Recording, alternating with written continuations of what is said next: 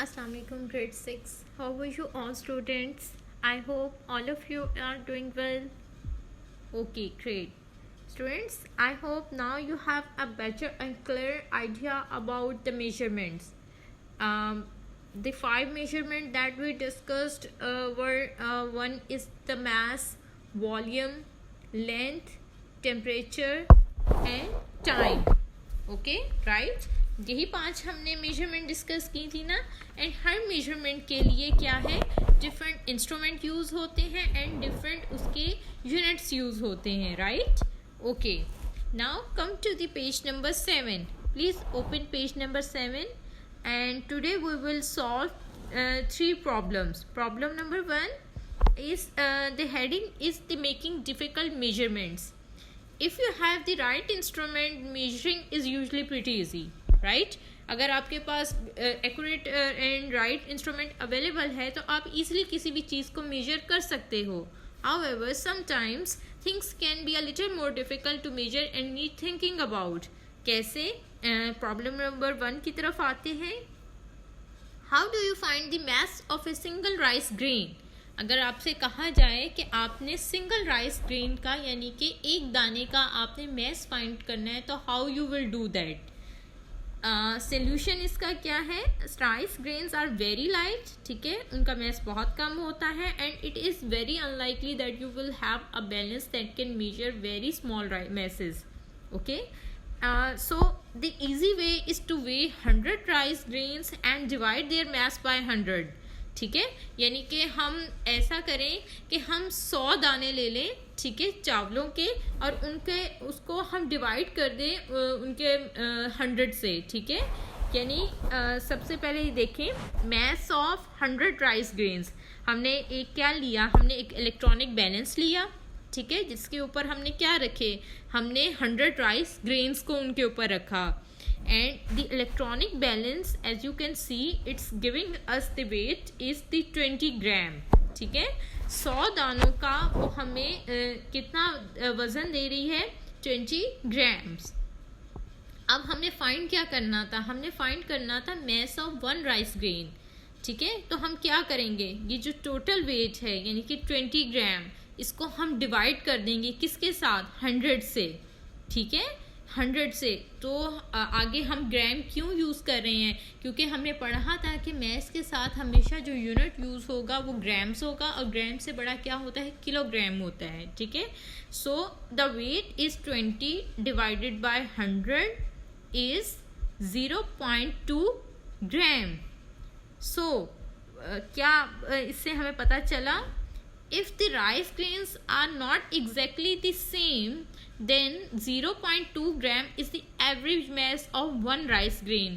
ऐसा भी तो हो सकता है ना, कोई राइस ग्रेन कोई छोटा हो या बड़ा हो, लेकिन हमें क्या ये हम इस तरह से हमें क्या हुआ कि हमें एक एवरेज पता चल गई कि एक राइस ग्रेन का जो वेट है that is about 0.2 gram. In problem number 2 we will find the volume. Volume क्या होता है, as you know, volume is the space occupied by an object. ठीक है, तो प्रॉब्लम नंबर 2 में हम क्या करेंगे, how do you find the volume of an irregular shaped object. हमने उसमें वॉल्यूम में पढ़ा था रेगुलर शेप ऑब्जेक्ट का वॉल्यूम फाइंड करना होता है या इरेगुलर शेप ऑब्जेक्ट का फाइंड करना होता है. ठीक है, रेगुलर शेप ऑब्जेक्ट का वॉल्यूम फाइंड करने के लिए हम मल्टीप्लाई करते हैं, किस चीज़ को मल्टीप्लाई करते हैं, लेंथ को मल्टीप्लाई करते हैं bye it's width bye it's height. ठीक है, और इरेगुलर शेप ऑब्जेक्ट का वॉल्यूम फाइंड करने के लिए वो यूज़ द मेजरिंग सिलेंडर. ठीक है, उसके लिए जो इंस्ट्रूमेंट यूज़ होता है वो क्या होता है, मेजरिंग सिलेंडर. ठीक है, तो इसका सोल्यूशन क्या है, हमने इरेगुलर शेप ऑब्जेक्ट का वॉल्यूम फाइंड करना है तो उसके लिए put some water into a measuring cylinder. सबसे पहले मेजरिंग सिलेंडर में हम पानी डालेंगे एंड मेजर द वॉल्यूम और देखेंगे कि पानी का वॉल्यूम कितना है. ठीक है, then carefully lower the object into the water until it is fully submerged. फिर क्या है, उस मेजरिंग सिलेंडर के अंदर हम एक ऑब्जेक्ट डालेंगे. ठीक है, it should be fully submerged, यानी कि वो पूरा पानी के अंदर कवर होना चाहिए. ठीक है, मेजर द वॉल्यूम अगेन। अब दोबारा, पहले हमने बिफोर पुटिंग दैट ऑब्जेक्ट, हमने उससे पहले हमने वॉल्यूम देखा कितना था, ठीक है। और उसके बाद हमने ऑब्जेक्ट डालने के बाद दोबारा हम वॉल्यूम चेक करेंगे कि अब वॉल्यूम कितना है, ठीक है। The difference between the two reading is the volume of the object, ठीक है। वो जो डिफरेंस आएगा वो उस ऑब्जेक्ट का वॉल्यूम होगा, राइट। इसको हम सॉल्व किस तरह से करेंगे। सबसे पहले हमने चेक किया था वॉल्यूम ऑफ वाटर, हमने देखा था तो वो कितना था, 50 cm3 था, ठीक है। cm3 क्या होता है, क्यूबिक सेंटीमीटर, ठीक है। तो वॉल्यूम ऑफ वाटर कितना था, 50 cm3। उसके बाद जब हमने उस वाटर के अंदर उस मेजरिंग सिलेंडर में हमने ऑब्जेक्ट को डाला, तो volume of water and plus object दोनों चीज़ों का जो वॉल्यूम वो मिला वो कितना था, 70 cm3, ठीक है। अब हमने फाइंड क्या करना है, हमने ऑब्जेक्ट का वॉल्यूम फाइंड करना है, ठीक है।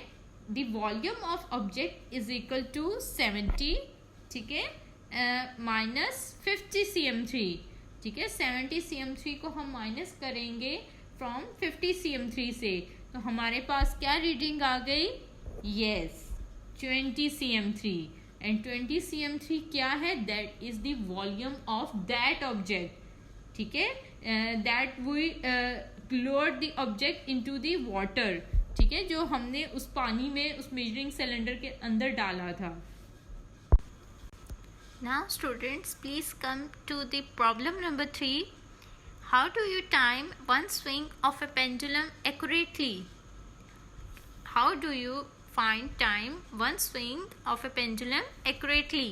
इसका solution क्या है, no matter how far a pendulum swings, कितनी दूर तक वो जो pendulum है वो swing करता हुआ जाता है, time for one swing is always the same, ठीक है। लेकिन वन जो उसका स्विंग होगा वो हमेशा सेम होगा, ठीक है, उसका टाइम सेम होगा।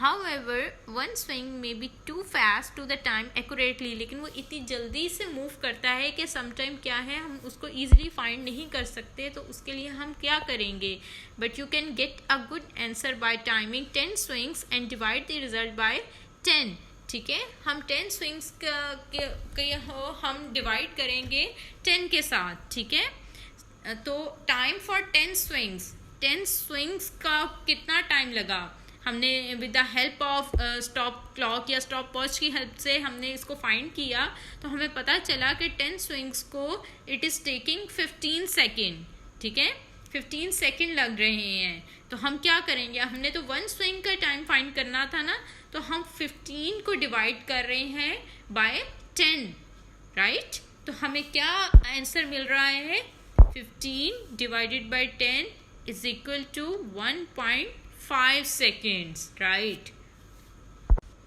Now what will you do, students?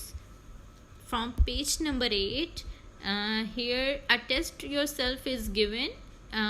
Question number 1, 2 and 3 questions are given, and what will you do, you will solve these questions with the help of lecture, okay? Thank you.